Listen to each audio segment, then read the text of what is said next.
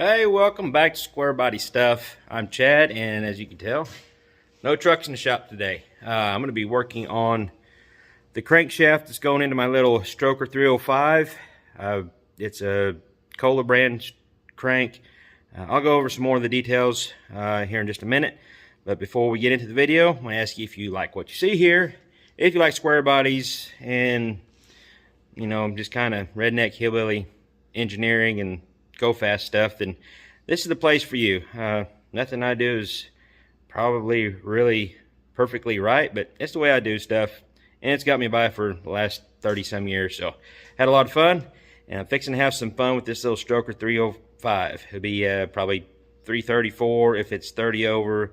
If I go 60, which I might, gonna be 339. So let's get to this crankshaft. Also, don't forget to go check out my Teespring link down in the description box below. That's where you'll find my merchandise. I've got, you can see a hoodie hanging up over there. I've got hoodies, shirts, coffee mugs, stickers, and some other stuff. So go check that out. Now let's get to what I'm doing with this crankshaft. Alright, now you can see, as I said before, this is kind of redneck hillbilly backwoods type stuff. This is my little Chinese mini lathe. It's not long enough. It's like a 9x19 or something like that, 9x20. It's not long enough to handle a crankshaft, so I had to take a block of wood, a couple clamps, make it work. All I'm doing is just checking the crank out, polishing the journals, just making sure there's no burrs and stuff on it, so it doesn't have to be run perfectly true or be perfectly even and all that stuff. Just as long as I can spin it on the slowest speed, which it does spin and doesn't try to take off. Of course, when I first got it chucked in there, I didn't look at my belts and my gearing, and I had it on the high speed. Not the highest speed, but probably third speed from the bottom. And yeah, it spun pretty quick, and it didn't go anywhere. Didn't end up in the floor. So but this is what I got going on. I'm going to show you guys how to mic your crank, check your crank for the size of the journals. Say you get, because this crank I didn't know anything about it. I got it used. I think it's got to be from the early 2000s, because Kohler, which is the brand that it is, I think they went out of business in 2007 with if I remember my research right. So this is an older crank. It's been used, but it looks in really good shape. But like I said, I haven't checked the journals to see where they're at. Didn't know if they were standard or if it's already been turned, if they're out around, if I'm gonna have to have it turned. So I'm gonna show you guys how I do that. A couple different ways, a couple different tools to do that with, and then also go over the sizes and maybe a little bit of the tolerance and stuff. But so this is a 3.75 inch stroke crank. Same stroke as a 400 small block, but it's been machined for the 350 mains, which are your 245 mains. And I'll go over that here in just a minute. So it's a medium journal crank, made specifically to make a 383 and a 350 block. But the 305s and 350s share the same crankshaft, same stroke and everything, so it goes right into a 305 block. If you bore it 30 over, I know it's a 334.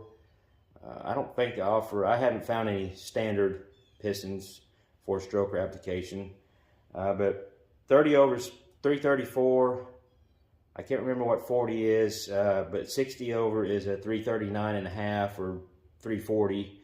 So not real sure where I'm going to go with the bore size. I might just go ahead and go 60, because I'm planning on actually probably filling the block with some hard block or some block fill, whatever you want to call it, to stiffen up the cylinder walls and just give it a little stronger foundation. And I've never done that before, so I thought I'm going to try it. If I'm going to mess up something, I want to mess it up on this 305 block, because it'll be easier. If I need to replace that block, it's going to be easy to replace that block if I mess something up. So now you heard me say this is a medium journal crankshaft. A lot of people refer to the 350, 327, the 305s as a large journal, and that's not correct. There only one small block shade was ever a large journal, and that would be your 400. I wrote down here the different journal sizes for the different engine sizes. Your small journal, which is your first generation, your older 265s, 283s, the early 302 and 327s. They had the rod journals at 2 inches, the mains at 2.30. Now your medium journal, that's what your 350s and most of your small blocks are. Even the newer, the LT4s, LT1s, and I think they had a smaller version of those too. I think it's a 265 cc or cubic inch. But it was also the medium journal, 2100 and 2450. Now, like I said, the 400s, they were 2100, same rod journals, but the mains, where it sits in the block, are 2.650. So I know it's technical. Most people refer to the 350s and stuff as a large journal, but they're actually a medium journal. So that's just kind of set that straight. Another little note I'm going to add in here is your 400 crankshafts or your 400s are all externally balanced. So you'll have weights on your flywheel or flex plate and counterweights on your harmonic balancer, your damper. Now the 350 or the medium journals and your small journals, they were internally balanced. You had a neutral balanced flywheel, flex plate, and balancer. There wasn't any extra weights on the outside. So, but this crankshaft, even though it's got the stroke of a 400, I'm pretty sure that this crankshaft is internally balanced. So I could use a 350 flywheel, flex plate, which I'm going to be using flywheel. Got standard transmission, and the a neutral balanced 350 balancer, which I've got all that. I've showed it on a last video or two I put up, so you can go check that out. I got some new stuff.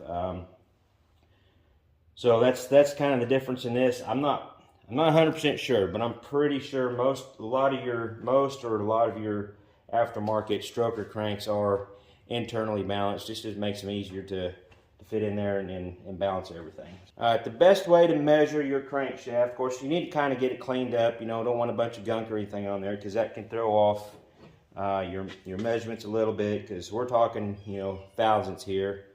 So the best way to do it is have a micrometer. This is a 2 to 3 inch mic. I also, you know, I've already checked it with my standard. That my kit or my set comes with the standard you put in there. And whenever you're miking something, you don't crank it down with this part. You crank it down with this knob, and whenever it gets tight, it clicks, and that's all the tighter you need to make it. If you start cranking it down with this, you can throw off your settings and throw everything off. You don't want to crank down. You use this. That's why that's got the little detent in there, so you're not over cranking on it. This isn't a clamp. So this is the best way to measure something. I'm not really going to go over on how to use or how to read a micrometer.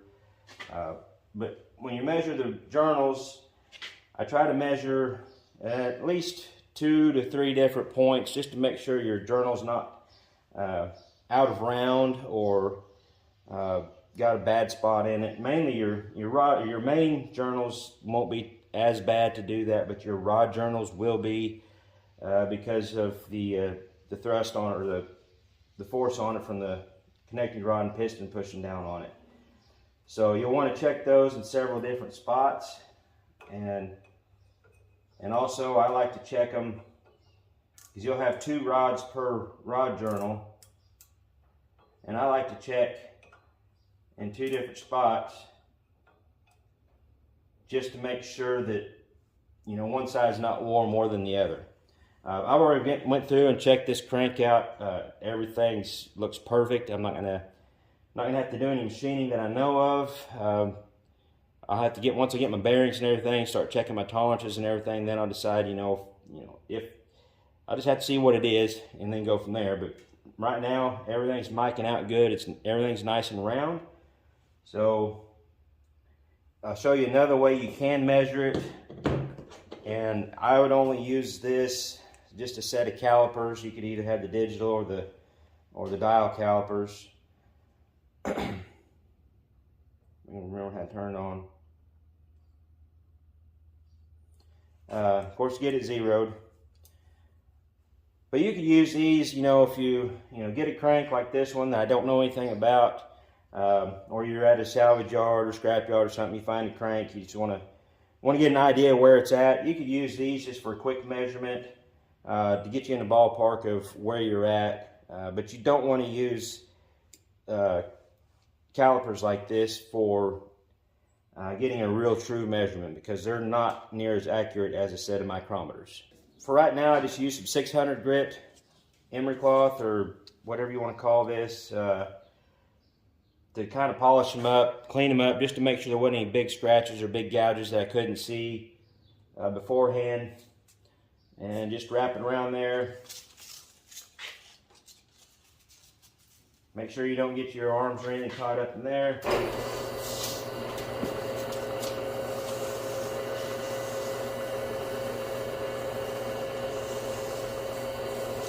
And it don't take much, just a little bit there. Now the rod's a little bit trickier, because obviously you've got the throw of it, but you just kind of get your arms loose and let them just ride it out.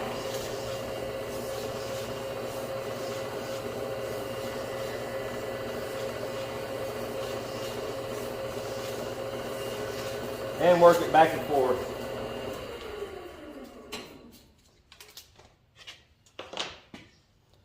Rag, kind of wipe them off real quick.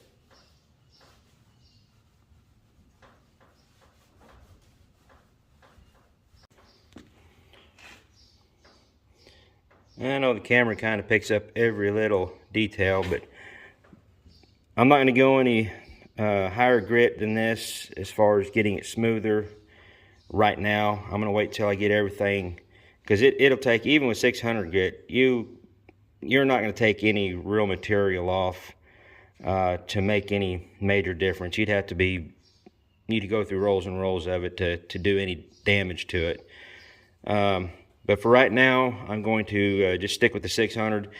Once I get everything mocked up, all my tolerances checked, and I'm done monkeying around with the crank with the micrometers and everything else, then I'll probably put it back in the lathe here and go it over it with some 800 or 1000 grit, just to really get a good polish on it. Now, I know not everybody has a lathe or any type of machinery to chuck their crankshaft in to do what I'm doing here, but you can kind of get by if you just want to kind of clean it up just a little bit, just to check out the condition of your crankshaft. Maybe not necessarily get it ready to run, which I have done it before. Just have it on the workbench, stand it up on its end, maybe have somebody else hold it, or of course my workbench has got that, there it is, that trough there that I can kind of set it in, or you can put it in V blocks or whatever. You can just cut a couple 2x4s or 2x6s and cut a V out of it, set your crank in there to where you can spin it. But you can just take some of that emery cloth, kind of clean it up by hand, just try to make it as even as possible.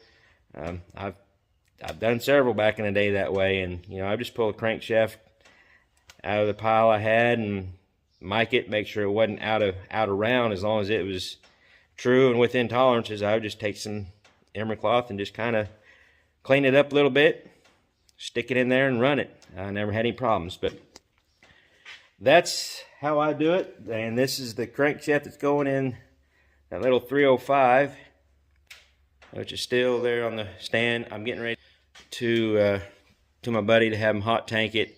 I'm just going to have him hot tank it. I'm going to bring it back to shop, and I think, because I need to put that hard block or that block fill stuff in there before I have any machine work done to it. So it's going to draw the process out a little bit more, but not a big deal. So that's kind of the plan so far. The big reason I'm doing this, mainly just to have fun. That's why I'm doing this with a 305 instead of a 350 block. I've never built a 305. Well, I built a few 305s, just a little more in stock, but I've never just tried to see what I can get out of one. So I'm just having fun, dragging you guys along for the ride. Hope you enjoy it. Getting this thing ready for No Name Nationals. That'll be this fall, so go check that out. That's an event in Sykeston, Missouri for YouTubers. Of course, spectators can come spectate.